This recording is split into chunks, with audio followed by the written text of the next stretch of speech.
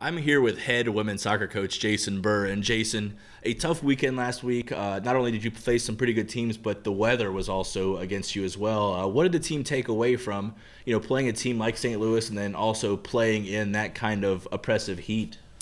Yeah, it's interesting. It's funny that you'll always have something geographically or that you're dealing with the environment with. And to be honest, it's great for our players to deal with, again, adverse conditions. If we can make the conference tournament, we're going to be going up to the Dakotas in the winter time. And, that's going to be adverse conditions that we're going to be dealing with there.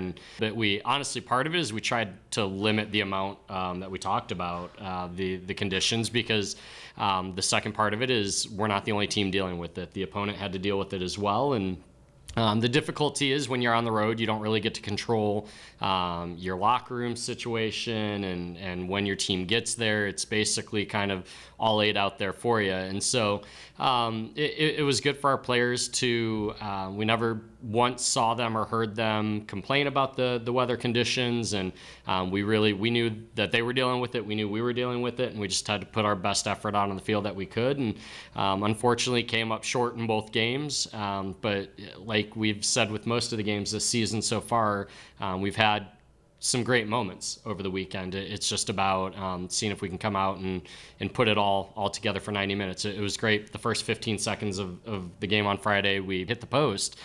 So would have been nice to score the first 15 seconds, but to come out and hit a post off of our very first possession off kickoff, it was just another thing to show our team and to say to the opponents that we're facing that we're there, and we just need to finish those chances off now. And then coming up this weekend, starting out Friday night, you're at Youngstown State. What do you know about the Penguins this year? We've shared a couple of common opponents. They played Robert Morris last weekend and didn't get the result against Robert Morris, who's going to be a tough team that's going to battle really hard.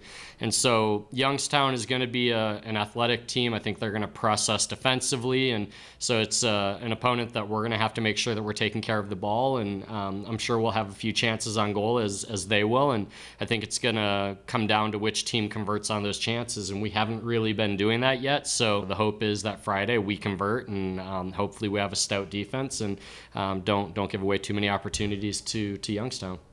And then on Sunday, you dip into the Big East, face off against Butler. What kind of challenges do they present? Butler's one of the top teams that we have in this state at the Division I level, and one of the top teams in the region when they're playing well. So they're going to be a team that looks to try to possess the ball. They're going to have a lot of movement off the ball. So I think for that game, realistically, it's going to be about, can we be organized defensively?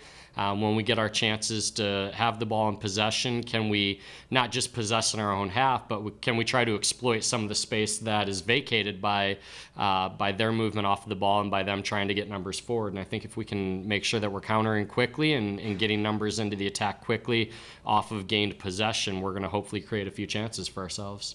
And then the team's starting to get healthy as well. You're seeing the Gabby Romos, the Brooke Beischers, the Katie Harton is starting to get healthy. How much does that aid and help the teams just in their legs throughout the game?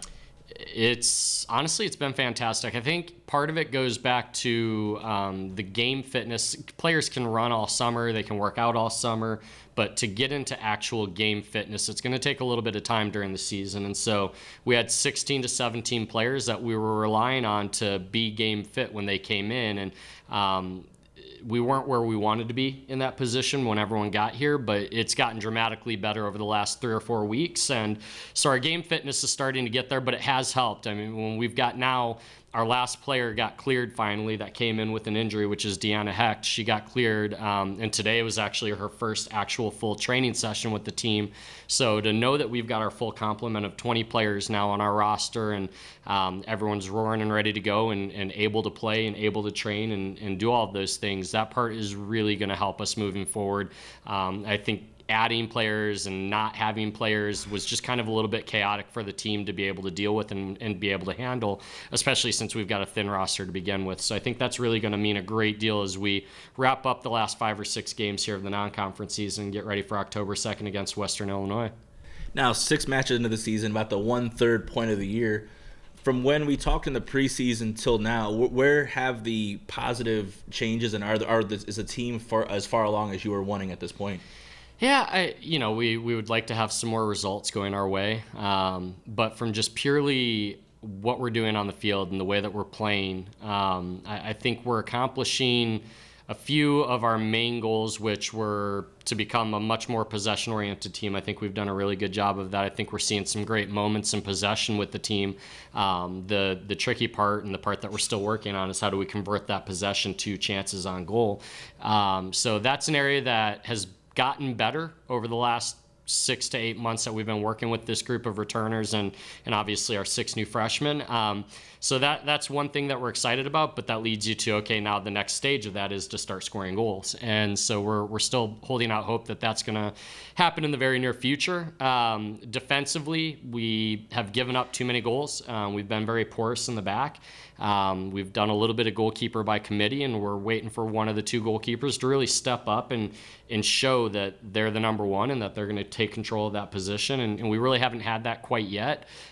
They've been training really hard with Jeff Ritchie, our assistant goalkeeper coach there. And so he's done well with them, and I know they're coming around, but it goes to everyone on the team when we're looking at the amount of goals that we've given up. And so that part's got to improve. It's got to get better, and it's something that we, again, had great moments this weekend, but we're still waiting on that 90-minute effort, both from defensive and attacking standpoints. And so hopefully with the next 2 weeks that we've got to prepare, 3 weeks to prepare for a conference season, we get that all taken care of and wrapped up, so we're heading the right direction in October.